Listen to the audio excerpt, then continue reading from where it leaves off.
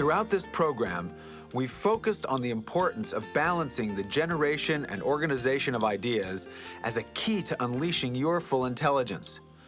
On this cassette side, I'm going to guide you to a deeper understanding of the natural rhythms of your mind by taking you on a journey through the 5 phases of the solution-finding process. You'll learn how to apply mind mapping to get the most out of each phase, and as a result, you'll solve problems, finding solutions more creatively, quickly, and enjoyably than ever before. Let's begin by looking at the 5 phases of solution finding. First is the preparation phase. In the preparation phase, you define your problem and commit wholeheartedly to finding solutions. Second is the generation phase. The generation phase is what people usually call brainstorming, finding new patterns of association to move beyond habitual patterns of thought. Third is the incubation phase. In the incubation phase, you allow your subconscious intelligence to suggest solutions. This phase frequently involves the tried and true solution of sleeping on it. Fourth is the evaluation phase. In the evaluation phase, you analyze and evaluate potential solutions, balancing reason and intuition to make decisions. Fifth is the implementation phase. In the implementation phase, you translate your idea into reality by planning for and then taking action. Each of these phases calls for you to switch to a different mindset and a corresponding thinking role in order to operate at your highest level of creativity and intelligence. Let's explore the phases in depth. The essence of the preparation phase is to ask yourself the most useful questions to inspire your creative powers, and then to commit to successfully answering them. Most of us assume that if we have a problem, we know what that problem is. But this isn't necessarily so. As Dr. Jonas Salk once explained, what people think of as the moment of discovery is really the discovery of the question. Often, as in the game show Jeopardy, the appropriate question is an answer. I've noticed this Jeopardy phenomenon time and time again in solution-finding sessions that I've conducted with clients. Until we uncover the right question, proposed solutions tend to be irrelevant or unnecessarily cumbersome. Success often requires reframing or throwing out the question we initially thought was so important. Of course, some questions are simple and readily defined, such as, what's the square root of 16, or is the Pope Catholic? But the majority of problems that we deal with in professional and personal life are somewhat vague. How can we create a new culture? How do we build teamwork? How can I improve my marriage? Such multifaceted problems can be defined and framed in a host of different ways, and the framing may dramatically influence the eventual solution. Author Mark Brown offers a dramatic example of how reframing a question transformed human society. Brown points out that nomadic societies were based on the question, how can we get to water? And that these societies were transformed into stable agrarian cultures when someone asked, how do we get the water to us? You can sharpen your problem-defining skills in several ways. Play the role of the insatiably curious child and ask awkward questions like, why is the emperor naked? Translate that into business jargon and ask, why have we always done it this way? How could we do it differently? What if we paid our customers? Play the role of reporter. Ask the elementary questions that so-called sophisticated people often choose to ignore. Who, what, when, where, why, and how are the historic staples of journalists for a reason. They get to the heart of the matter really fast. As a budding master of mind mapping, you probably realize that your new skill is a perfect tool for question definition. You can ask yourself the classic questions and then mind map them and watch the problem take shape. Let's pause for a moment and do a mind mapping exercise to practice the preparation phase. Take out a large sheet of paper and begin by sketching a picture of a problem you wish to solve. Turn off the tape and do this now.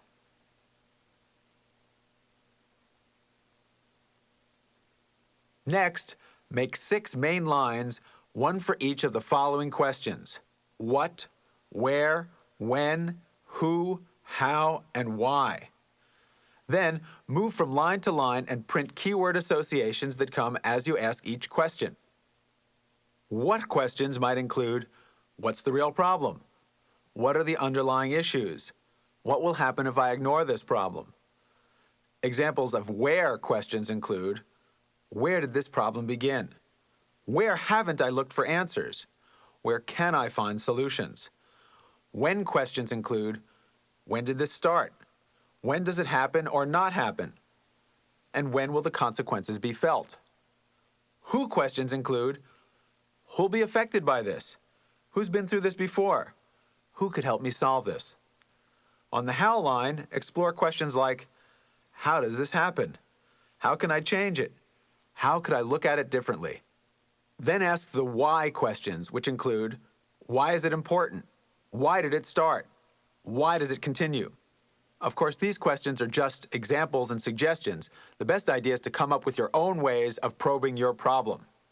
When you finish mapping these questions, note any others that you think might be helpful. Add them to your map.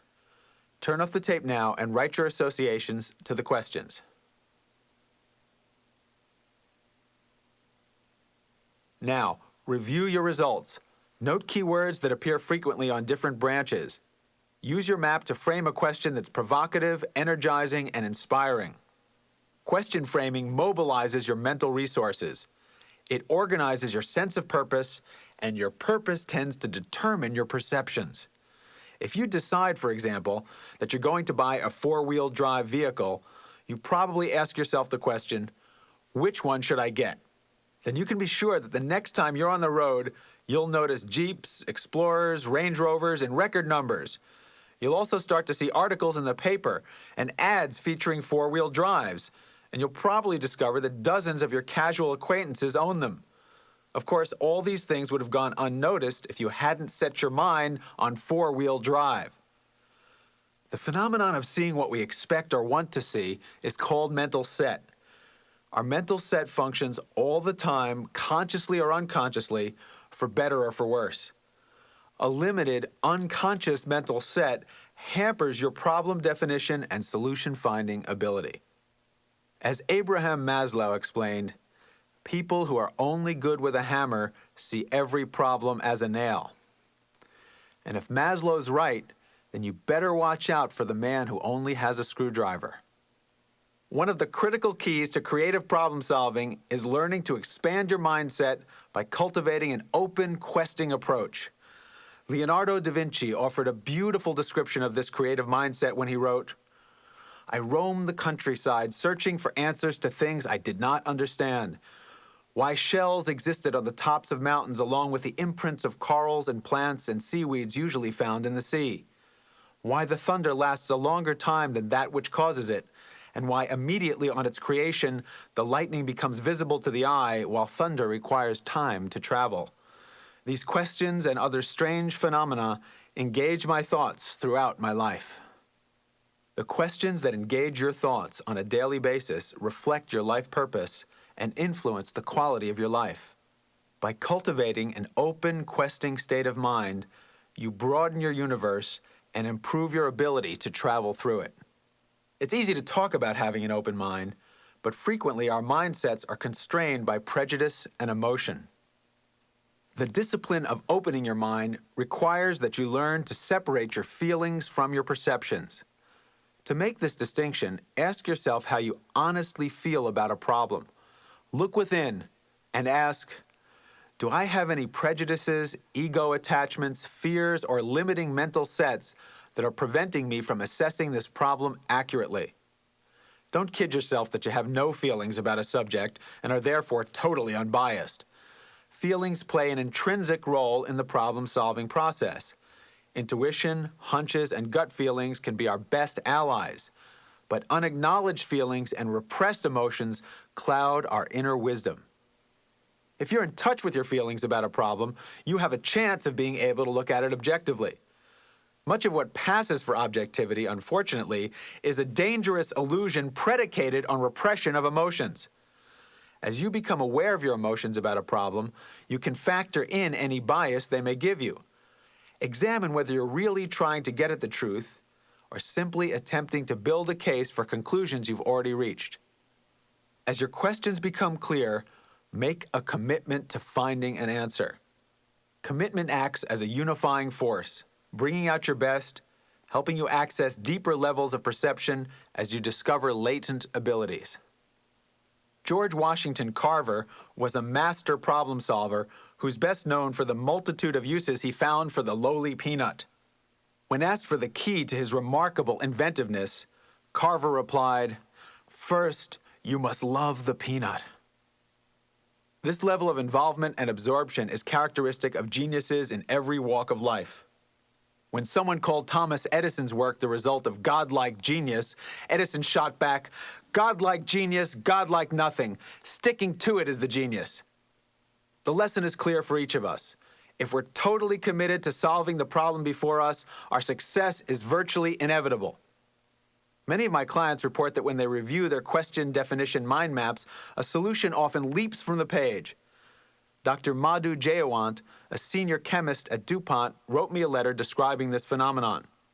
"I used mind mapping to integrate a large amount of apparently unrelated data on a pulp bleaching process. I put the data on a mind map, and as I began to make connections between the various elements, I identified and defined an invention for which an important patent is now pending.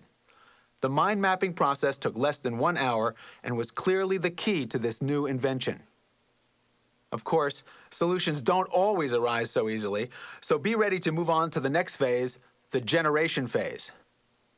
The generation phase is what people usually refer to as brainstorming. Generation means letting your mind go free to create new patterns of association that lead to the aha of insight. This may sound easy, but habitual patterns of thinking are often deeply ingrained. Many people respond to the request to associate freely by saying, "Huh?" They've spent a lifetime training themselves to avoid being different, to avoid embarrassment, to avoid reliving the "ha ha ha you idiot" experience of first grade. It can be difficult, even when you're alone, to suddenly let loose with a stream of ideas that may be offbeat. In the generation phase, it's essential to allay your fear of judgment. To liberate your creative abilities, you must be willing to explore seemingly foolish, silly, or even crazy ideas. Crazy people and geniuses are out in the middle of a vast ocean of possibilities. The difference is that crazy people are drowning because they can't keep their heads above water. Geniuses swim with the tides, riding the waves before diving deep to find precious pearls of insight. Most of us are sitting safely on the shore. As we explore the generation phase together, consider the possibility of getting your feet wet. Begin the generation phase by going for sheer quantity of ideas. The more ideas you generate, the greater your chances for a breakthrough. Generating lots of ideas pushes you outside habitual patterns and exponentially increases the possibility of making new connections. Give the generation process a boost by keeping your sense of humor close at hand. Humor echoes and supports the process of creative thinking. The essence of humor is to shift expectation, to associate previously unrelated elements. Comedian Stephen Wright provides an example when he deadpans, "I was walking down the street one day and I passed a restaurant. A sign in the window said, 'Breakfast, any time.' So I went in and ordered ham and eggs in the Renaissance." By playing with our expectations, humor energizes creative thinking. It also reduces stress and promotes relaxed concentration and higher-level thinking. Make laughter a part of every brainstorming session. Not only will it help you reach your goals, but you'll have a lot more fun getting there. Even as I urge you to bring humor to the generation phase, I want to make sure that you leave home an uninvited guest, your internal censor. Although your censor is an essential ally in daily life, can you imagine how disastrous it would be if you blurted out everything that ever came to mind? In the generation phase, the censor is off duty. It's especially important in a team brainstorming session that everyone agrees to leave their censor at the door of the conference room.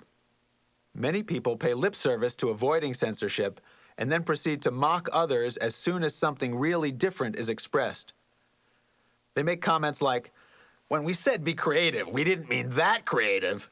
Or even worse, the hyperactive critic stays smugly silent but casts withering glances at anyone willing to share a fresh thought. Such creativity-killing behavior has no place in the generation mode. Explain to overanxious censors that the role of the critic is essential, but that this is not the time for it. Emphasize that the task at hand is to act out a role which calls for the suspension of ordinary logic.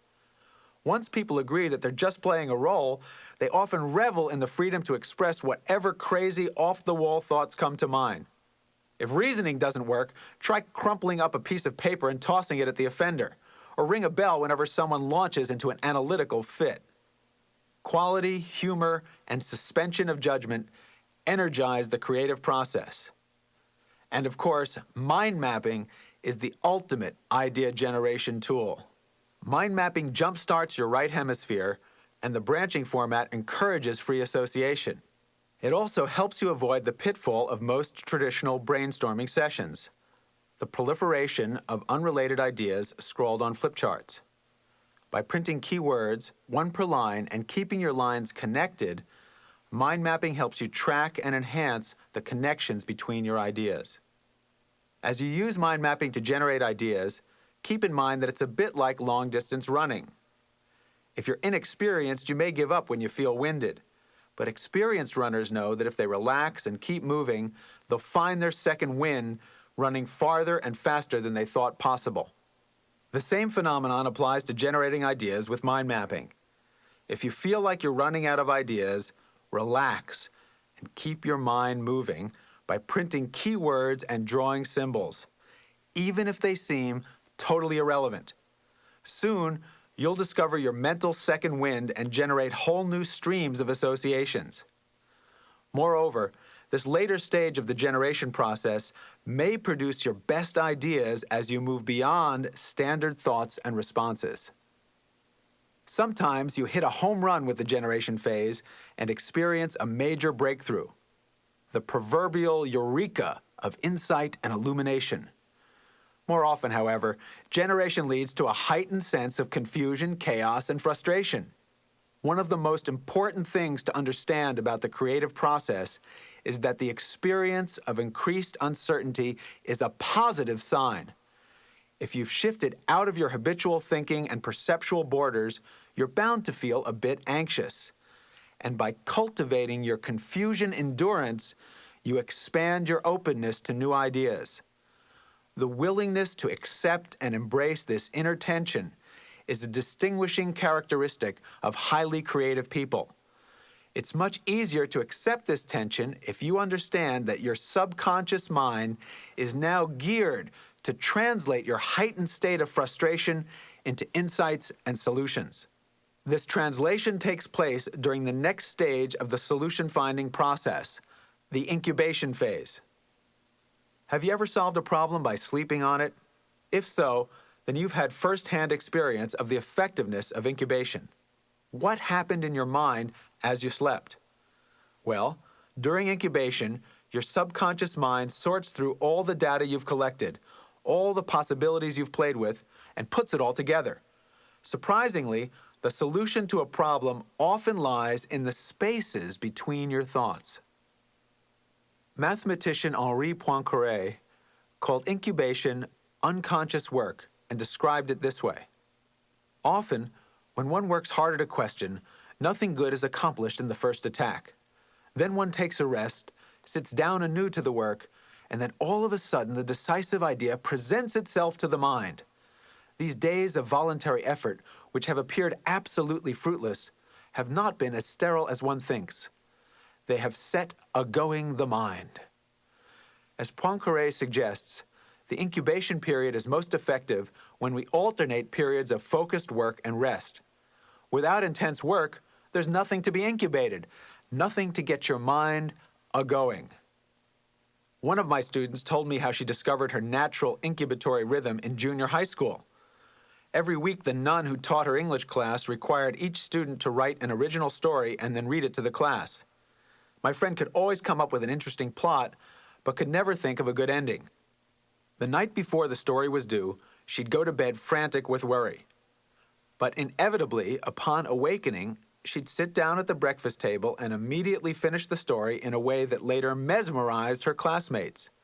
After a time, she quit worrying when her story wasn't finished the night before English class. She learned to trust her natural incubatory rhythm to produce great endings.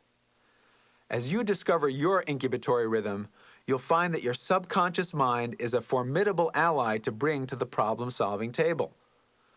Dr. Win Wenger estimates that your unconscious database outweighs the conscious on an order of at least 10 million to 1. He emphasizes that some of you is a lot cleverer and wiser than you are. Give that cleverer, wiser part a chance to make its contribution by balancing activity and rest. Frequently, the incubation phase yields an obvious insight or aha, but sometimes the proverbial bolt of lightning fails to strike. If your creative egg hasn't hatched, try jump-starting your brain again by making a mind map that expresses all your associations as drawings or symbols. When you finish the map, tape it to the wall next to your bed. Look at it just before going to sleep and allow the images to sink in. Tell yourself that as you sleep, the images will merge together into a breakthrough idea. Keep some colored pens and paper beside your bed to record your first thoughts upon awakening. This technique acts as a lightning rod for inspiration. How can you incubate your ideas if there's no time for sleeping on them? Your best bet is to integrate regular brain breaks into solution-finding sessions.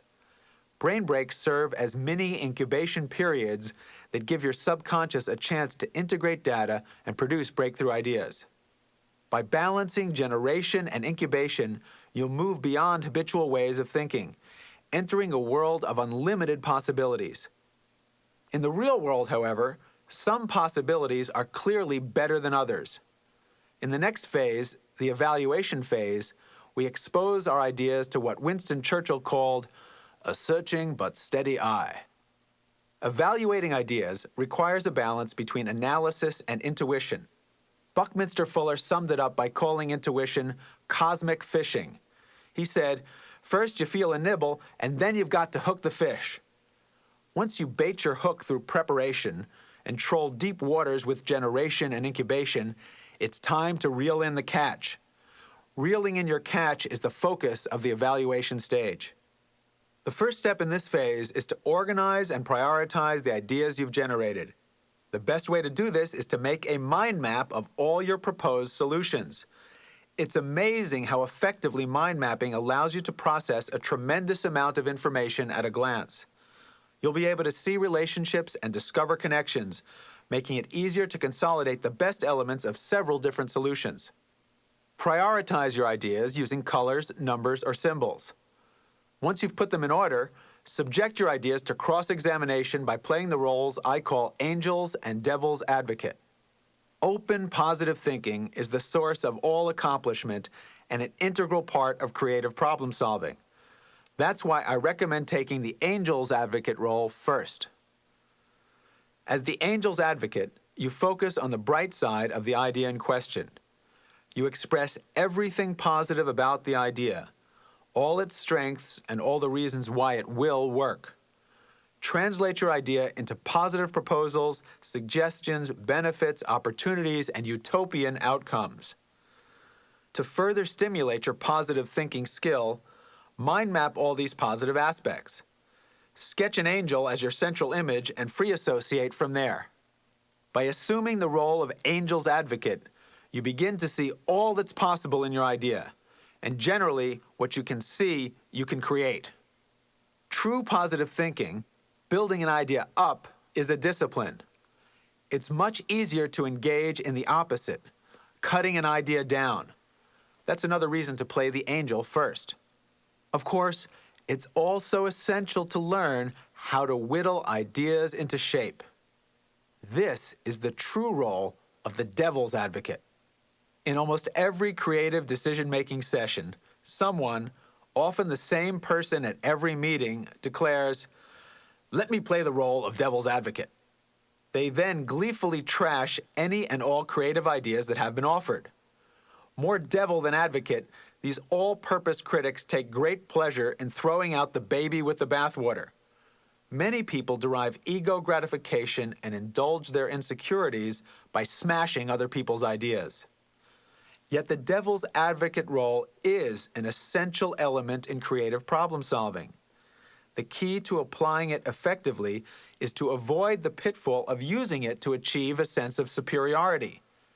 The art of evaluative thinking requires separating negative emotions and personal inflammatory language from logical, critical assessment. An effective devil's advocate acknowledges and suspends emotional reactions to an idea or its author before offering a perspective that highlights reasons why the idea will not work, notable weaknesses, gaps, or inadequacies, anything that could possibly go wrong, costs and difficulties of implementation, questionable data or unproved assumptions, adverse legal and ethical implications, and plain old faulty logic. Once again, you can mind map these elements, using, of course, a devil for your central image. Thorough examination of ideas by your devil's advocate may prompt you to modify or strengthen your ideas as needed. It will either send you back to the generation mode or confirm that you're on the right track and build your confidence in an idea's value. You can be certain, however, that if you don't play this role, reality ultimately will do it for you. After both angel and devil's advocates have made their case, send it to your inner judge for final deliberation. To do this effectively, make a comprehensive mind map for each potential solution. Include branches such as outcome. What's the idea supposed to achieve? Set. What assumptions, mental sets, or prejudices might be influencing you? Strengths. Summarize your angel's case here, including benefits and advantages. Weaknesses. Let your devil have its say. Include the potential disadvantages, costs, or negative outcomes. Timing. Note deadlines. Market. Who is the audience, client, or customer for your idea? Success.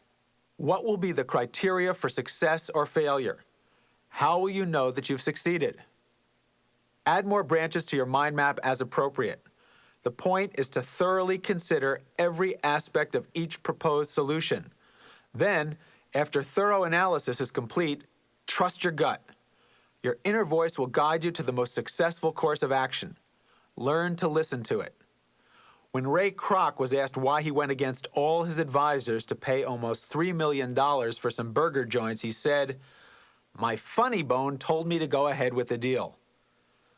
After you've considered all aspects of your proposed solutions and consulted your funny bone, it's time to go ahead with the deal.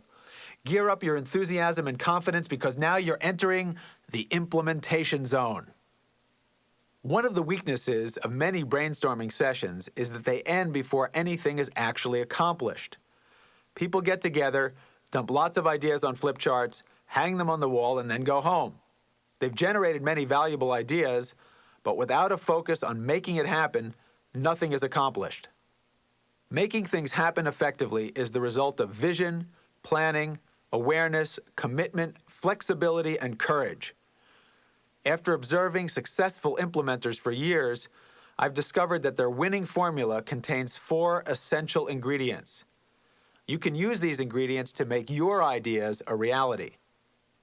The first is a core positive vision of what you want. Visualize your success. Create vivid, multi-dimensional images of what you wish to achieve. See it, feel it, taste it, touch it, be it.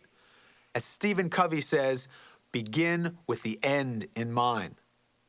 The second ingredient is an accurate perception of what you've actually got. Relentlessly question your assumptions and mental sets. Seek objective feedback and be aware of obstacles. The third ingredient is a plan. Think strategically and tactically. Set timelines, make a thorough plan, and then be prepared to improvise. The fourth ingredient is commitment, courage, and accountability. Put the full force of your being into achieving your aim. Be 100% personally responsible for the results. The buck stops with you. Successful people know it's easier to ask for forgiveness than for permission. Many good ideas rot on the vine called waiting for permission and approval. Remember, too, that the more innovative your action, the more resistance you can expect, especially in an organizational context. A new idea, no matter how positive its implications, suggests abandonment of the old. In the classic television show All in the Family, reactionary Archie Bunker greeted suggestions by his wife with the immortal words, "Stifle yourself, Edith." I'm convinced that this show struck such a popular chord worldwide because almost everyone could identify with the experience of dealing with Archie Bunker types in their daily lives. Organizations in particular are rife with negative reactions to innovation.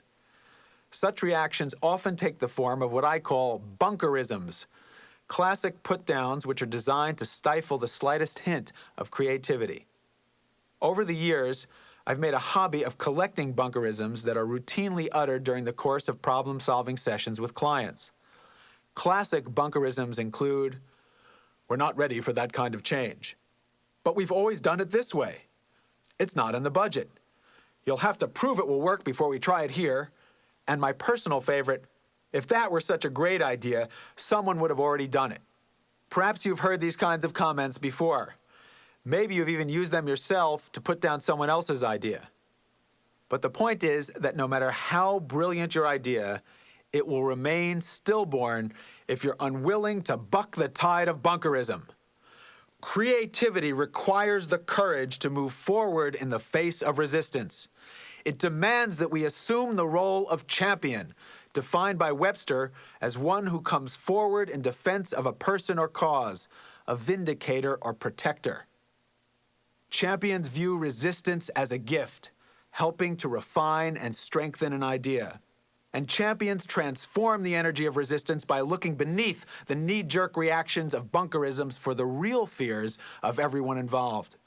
Armed with vision, empathy, and a win-win approach, champions build support and make things happen. Protector, vindicator, champion, whatever we call it, we're really talking about leadership, someone who makes it happen. Before we leave the 5 phases of solution finding, I'd like to make a broader point about the value of applying these steps to enhance your life. More than just guidelines for running a problem-solving session, the phases of the solution finding process represent the ingredients for a creative approach to life. Use this information to discover your own style and rhythm of creating and to deepen your ability as a mind mapper and leader. Powerful presentations and a reliable memory are also essential skills for leaders. On Side 8, you'll learn how to use mind mapping to achieve dramatically improved performance in these vital areas.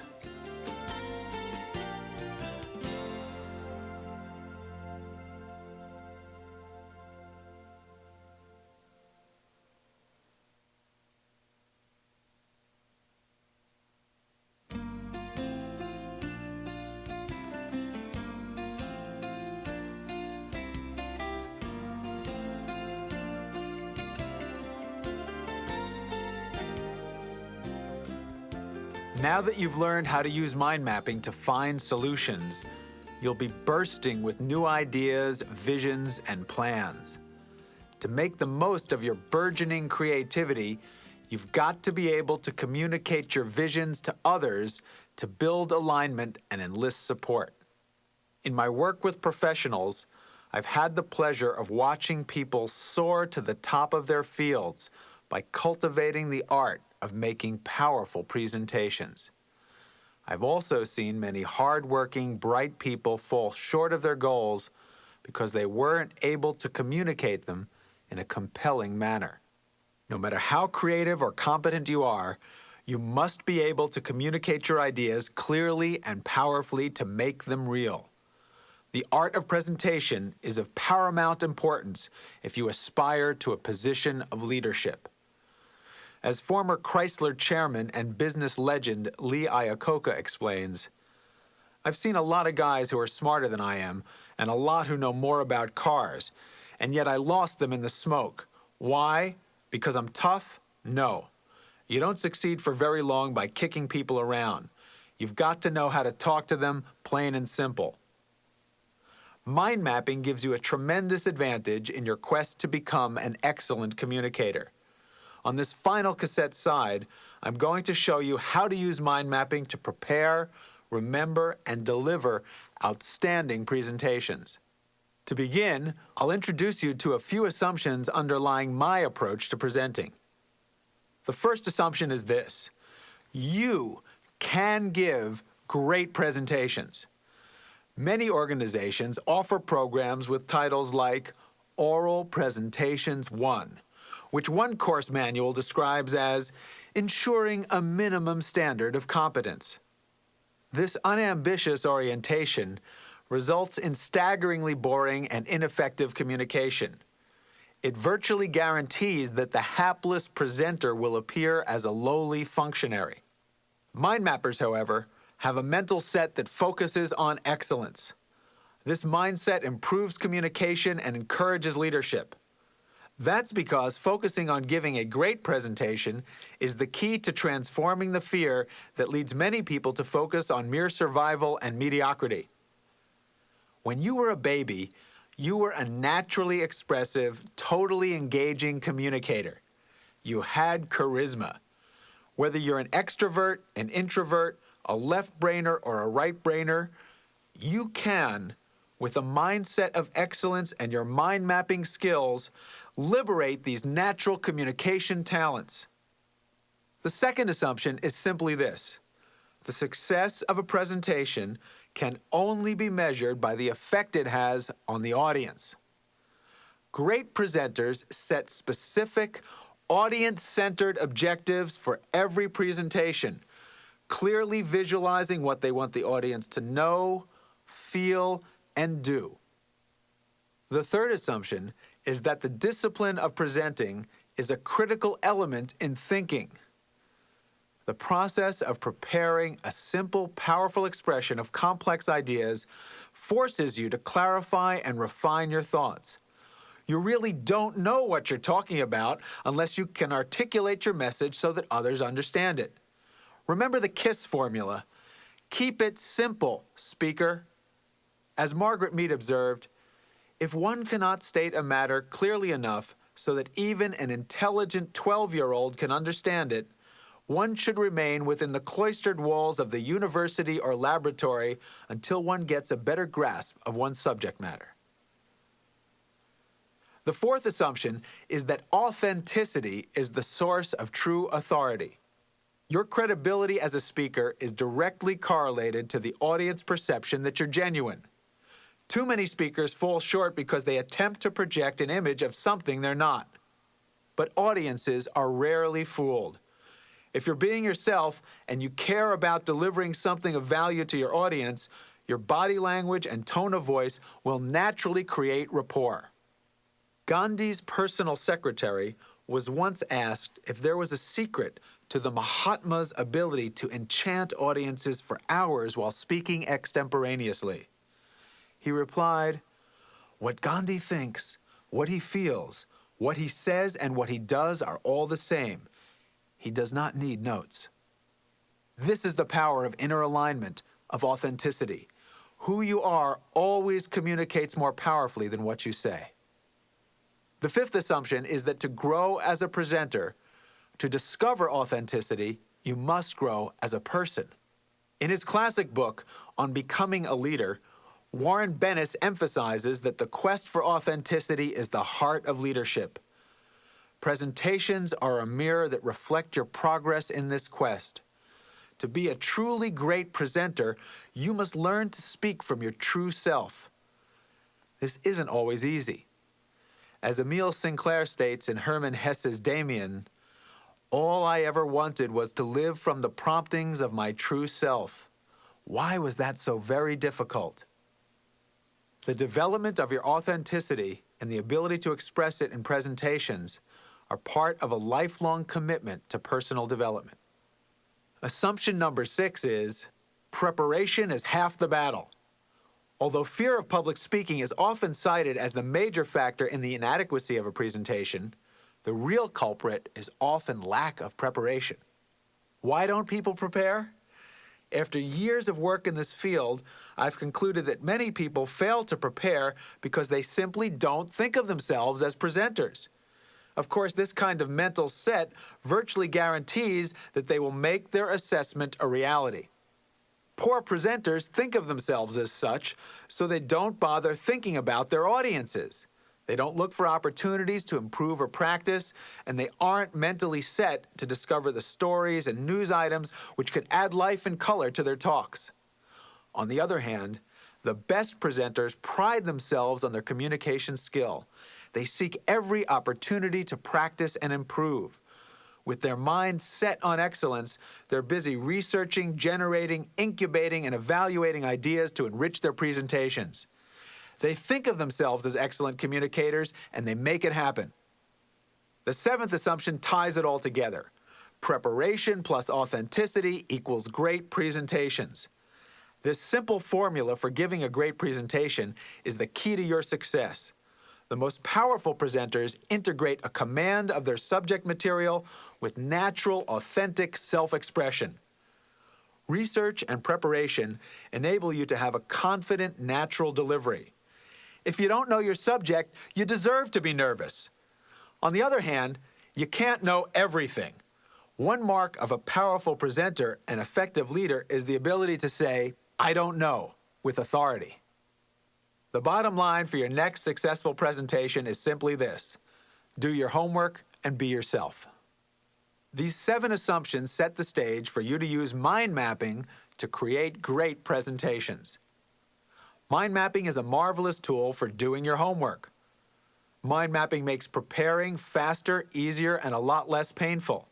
You'll actually have fun as you use mind mapping's image-rich, free-flowing, colorful format to prepare a presentation that is itself image-rich, free-flowing, and colorful.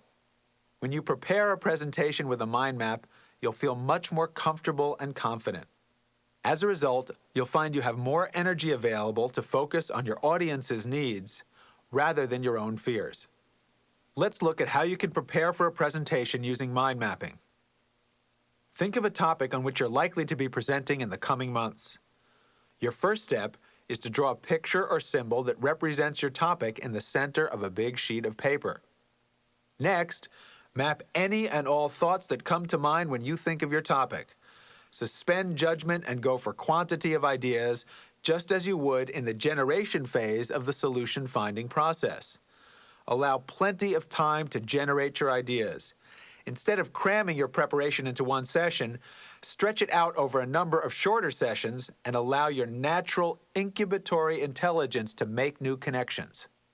When you feel you've generated enough material, shift to the evaluation mode and begin analyzing how your ideas fit together. Look for keywords that appear repeatedly on separate branches of your map, suggesting integrated themes. Show relationships with colors, codes, symbols, and connecting arrows. Use numbers to show order and priority. Then redraw your map.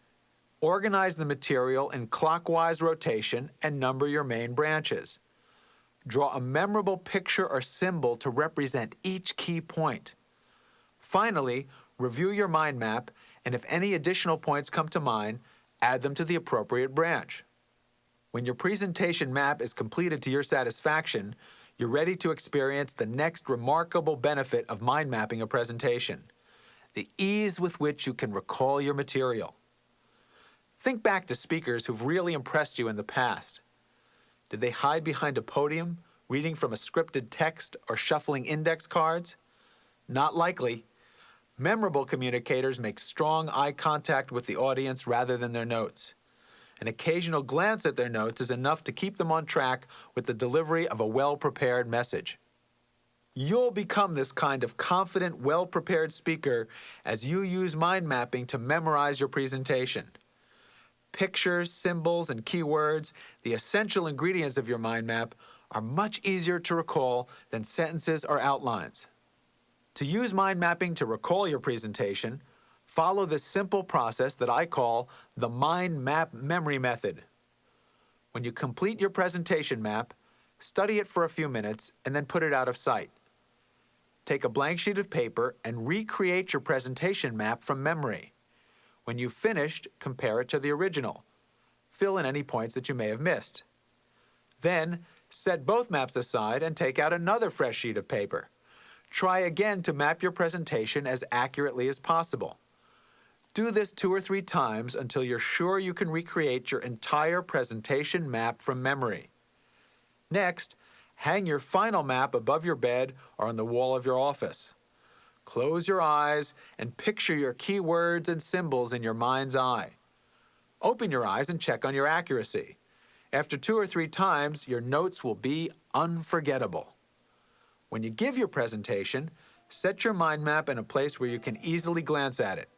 In the unlikely event that you'll need to refresh your memory during your talk, a quick look at your colorful one-page mind map will do the trick.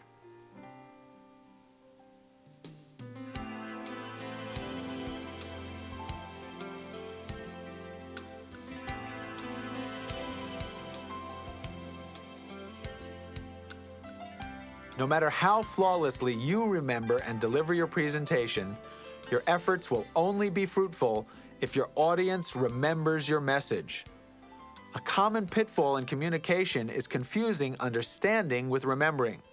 Even though your audience may be nodding in agreement, this is no assurance they'll remember what you said. Effective communication requires the integration of understanding and recall. The secret of this integration lies in the principles that organize recall during a learning period. To uncover these principles, let's begin by considering the average presentation.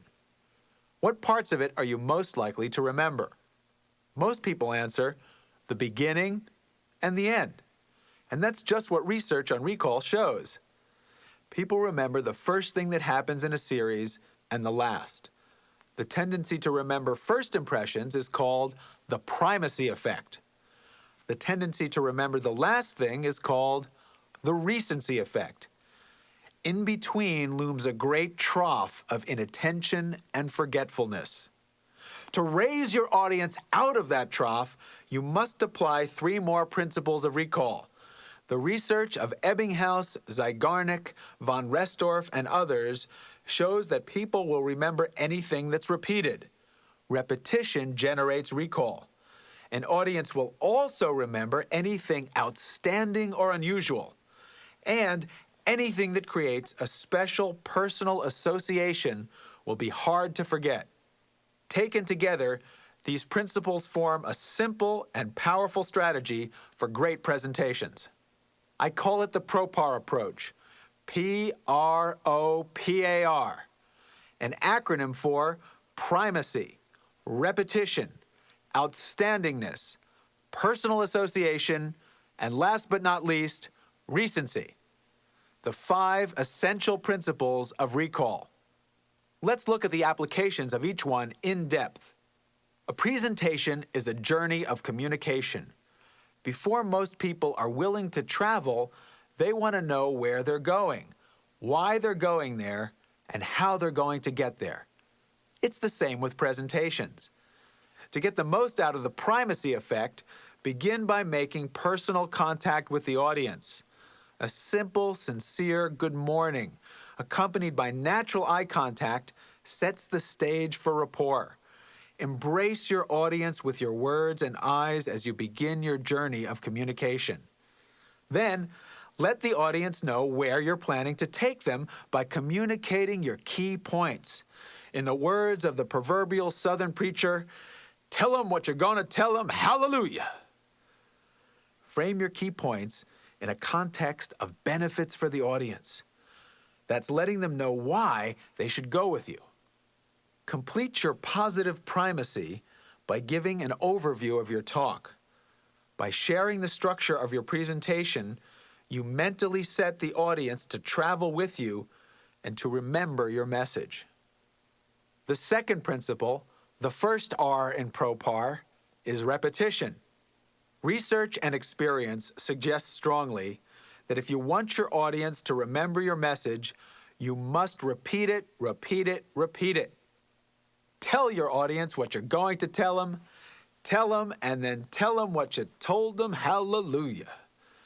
Good speakers regularly pause and review their key points.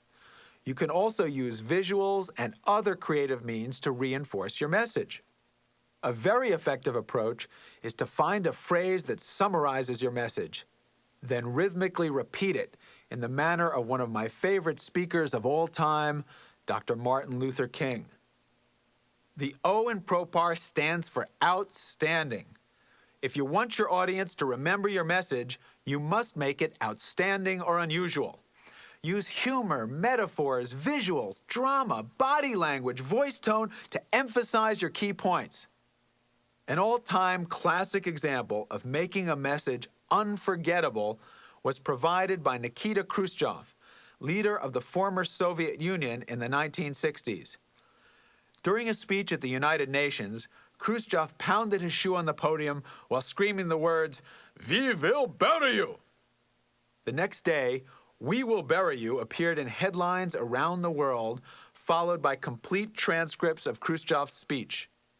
Now, can you imagine if Khrushchev stood before the General Assembly and said, "Fellow members of the United Nations, the Soviet Union will surpass the U.S. in a few years, so you better watch out." Well, maybe a brief reference to his speech might have appeared on page 97 of the Nowhere Times.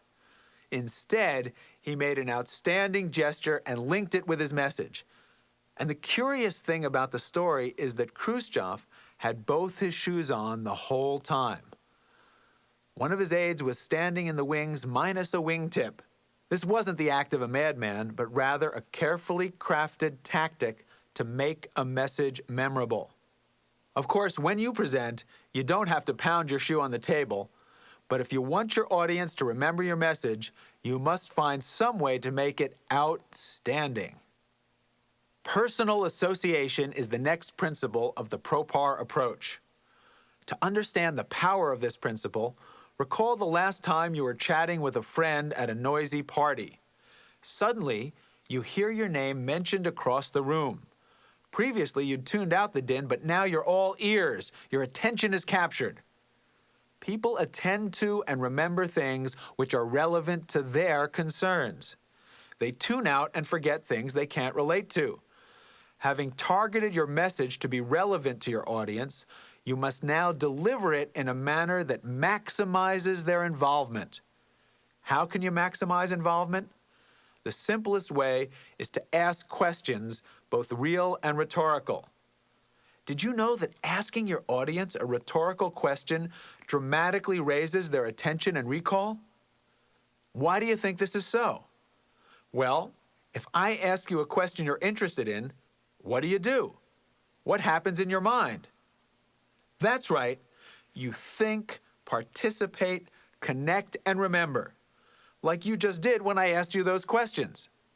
Another way to create personal association is to ask your audience to try a test or task related to your message.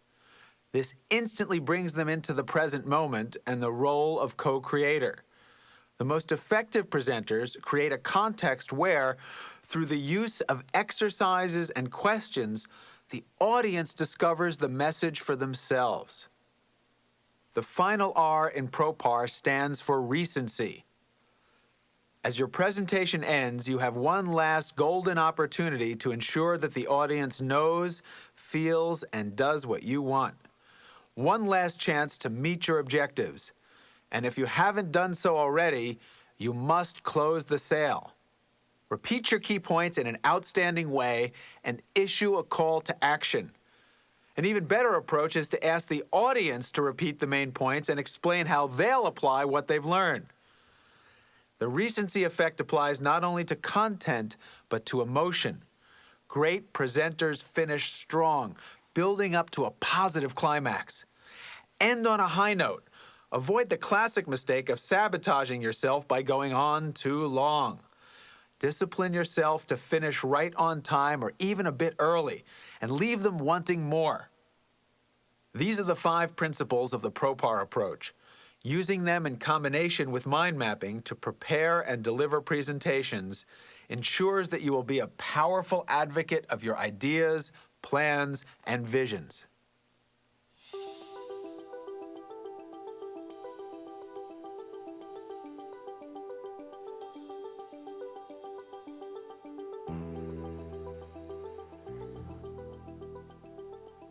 There are many other dynamic ways in which you can use mind mapping to significantly improve your powers of recall, including taking memorable notes at meetings, classes, and seminars, and remembering names and faces. Mind mapping dramatically improves your ability to take effective notes during lectures, seminars, and business presentations. By mind mapping, you'll capture the essence of lectures and presentations with minimal effort and maximal return. A quick glance at your map will also help you assess the value of what you just heard. As a senior partner of a Wall Street consulting firm wrote after mind mapping a meeting, "An unexpected but most important benefit has come from this. To wit, if someone is talking nonsense, you find out immediately. You end up with an idea in the middle and a great many twigs coming off it, but no real branches." One of the most common requests my students make is for help remembering names. You can dramatically improve your ability to remember names by combining mind mapping with the PROPAR approach. To remember names, begin with an I can attitude. Many people are so sure they can't remember names they don't bother trying. The truth is, most names are never even registered in the first place, or they're forgotten in the first nanosecond.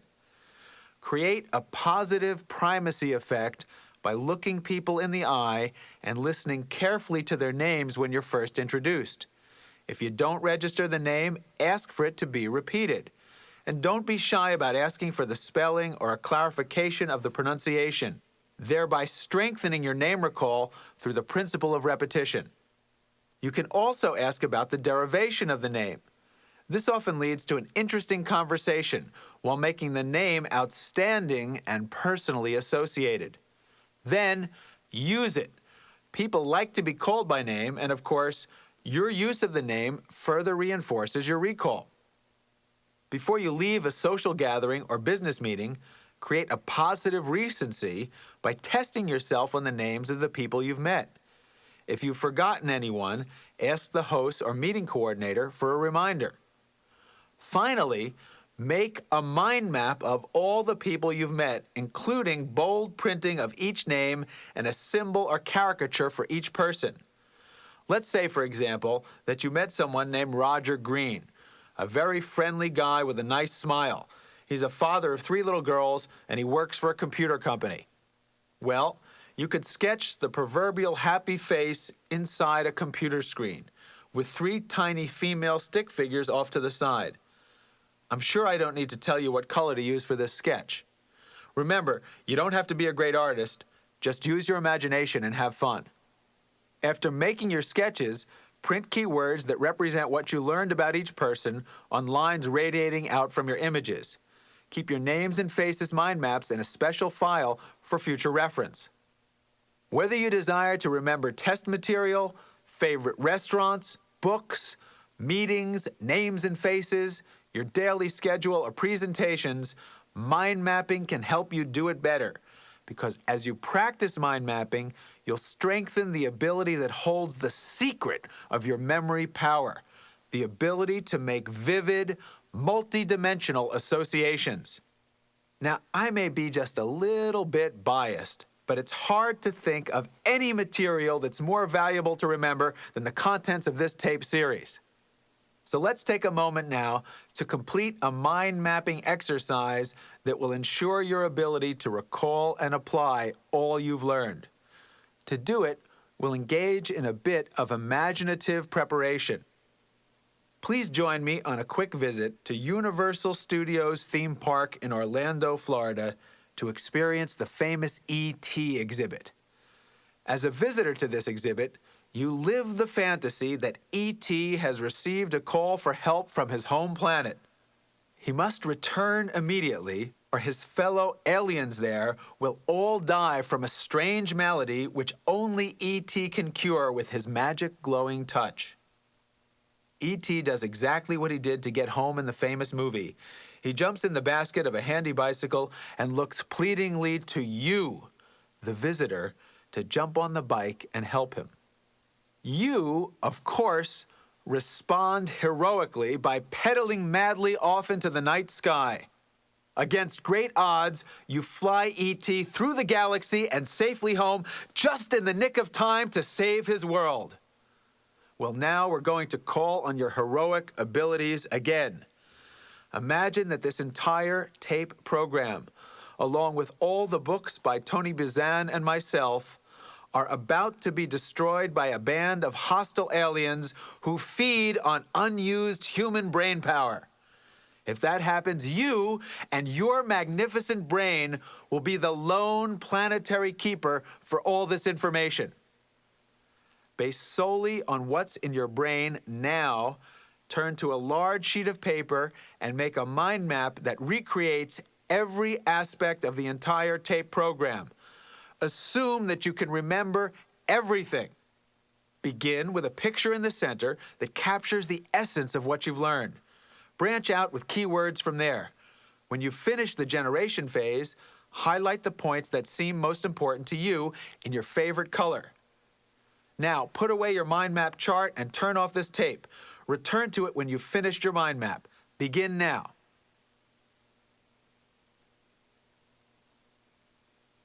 Welcome back from your mission. Amazing, isn't it? How much you can recall if you really let your associations flow in the context of an I can remember everything attitude. The planet thanks you. Now let's take a look at the points you highlighted on your mind map, the ones you considered most significant. Chances are you recalled them because they had a personal association for you. That is, you felt that they could be applied to enhance the quality of your life. You can make that feeling reality by completing the next step in the exercise. Take a few moments to translate the highlighted points into personal goal statements. A goal statement reflects something that you can do to truly increase the quality of your life. For example, if the idea of pursuing your ideal hobby appeals to you, then set some action steps to do it. Let's say you've always wanted to learn ballroom dancing. You can set a goal that by week's end, you'll sign up for a series of lessons. If you've highlighted resolving a conflict situation, set a time by which you'll mind map all the possible solutions to a current conflict and discuss them in an empathic manner with the person involved. Perhaps you highlighted developing a brain room at work. Set a goal that you'll prepare a plan for the room and present it to your boss by the end of the month. Did you like the idea of becoming known for running great meetings? Then use mind mapping to pinpoint the purpose, place, people, pace, preparation, and program of the next one. If you're excited about the idea of becoming a more powerful communicator, seek out a specific opportunity to give a presentation on something you care about at work or to a community organization. Use mind mapping and the PROPAR principles to develop it and watch the change in how the audience responds. Does the solution-finding process hold special importance for you, perhaps because you've been concerned about a problem at work? Mark time on your calendar to apply the steps of the solution-finding process. If you decide you want to do a better job of daily planning, then create a morning ritual during which you map your priorities. Once you've written down your personal goal statements, commit to make them happen. With your mind set on excellence, the new techniques you've acquired in this program, and an I can attitude, your success is assured. Let me offer one last contribution to that success. Let's talk about further improving your ability to remember and apply the information you've learned in this program. Research on memory indicates that within 24 hours after learning new material, most people forget up to 80%. The secret to avoiding this drop-off in your learning investment is to review. Now, you've got to be careful here because what normally passes for review is not the most efficient way to reinforce memory. The word review means to view again. Unfortunately, most people take that literally. They take out their notes, look at them again and say, these are my notes all right. Simply reviewing your notes may work in the short term, but it has little correlation with actual integration of the material into your long-term memory. In a classic study, a group of honors graduates from one of the nation's finest universities Students who had earned straight A's on their final exams were given the same exams a month later. They all failed. As brain researcher Leslie Hart mused, "Final exams are final indeed." Obviously, you haven't invested your time and money in this program to let this final tape be final. If you intend to master this information and use it to transform your life, you'll want to take certain steps to ingrain it in your long-term memory. One of the best ways to do this is to wait 24 hours and then, without looking at the materials or listening to the tape, make another mind map of all the material. Check it against the comprehensive mind map of the program that you just made. Fill in any missing items. Do the same thing in 1 week and then again in 1 month. Repeated recreation of the material in mind map form will dramatically improve your recall. In the meantime, the good news is that the aliens were unsuccessful in their attempt to destroy all copies of these tapes. So you're free to employ another key principle of memory: repetition. Listening to the tapes multiple times will add to the depth of your understanding and retention. Another outstanding method of integrating and understanding the material is to teach it to others. Use mind mapping and the PROPAR approach to develop a presentation that summarizes all that you've learned. Share it with colleagues, friends, and family. Ultimately, the best way to remember what you've learned is to live it in your everyday life. Map your goals, make them happen, and have fun.